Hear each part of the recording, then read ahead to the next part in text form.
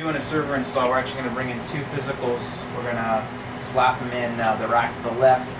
A couple things we noticed about the quality of work. You can really tell a lot about the abilities of somebody based off the quality of their work. For instance, okay, rack 101, right? You've got a 4-post rack, but every rack has a U spacing, 1.75 inches, made up of usually 3 holes separated.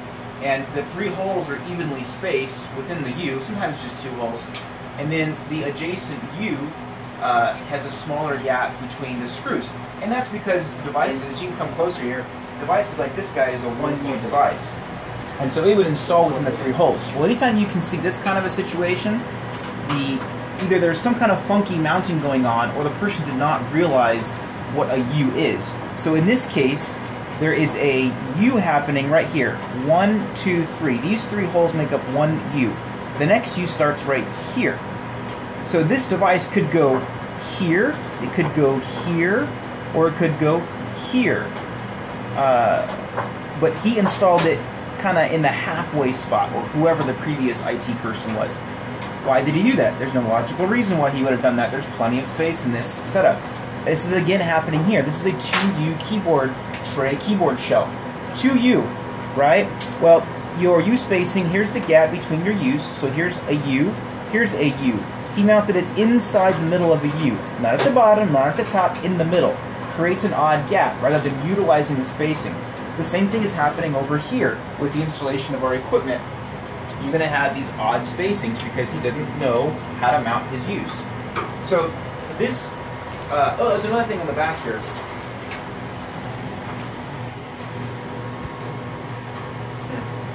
I'm going to have to switch places so I can do the video for a second. Just keep it going. Okay.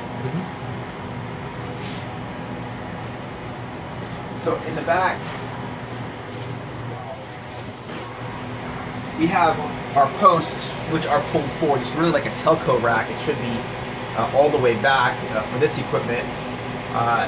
The posts are crooked, so they're not even straight up and down. Almost all of them. In fact, if you just do a glance over those 2 posts, from my angle, my vantage point, here, come over here closer to me. Can you see the angle of those things? Yes. Yeah, and over here they're huge.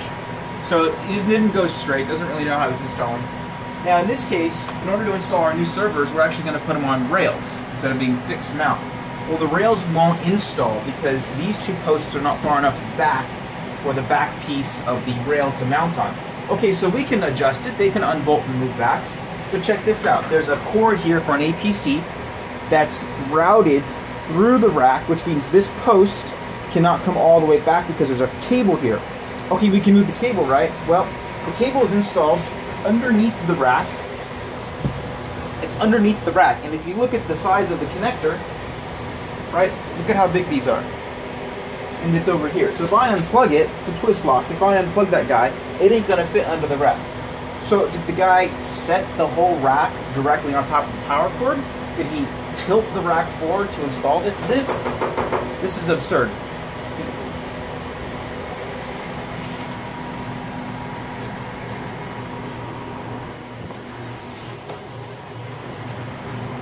You can tell a lot about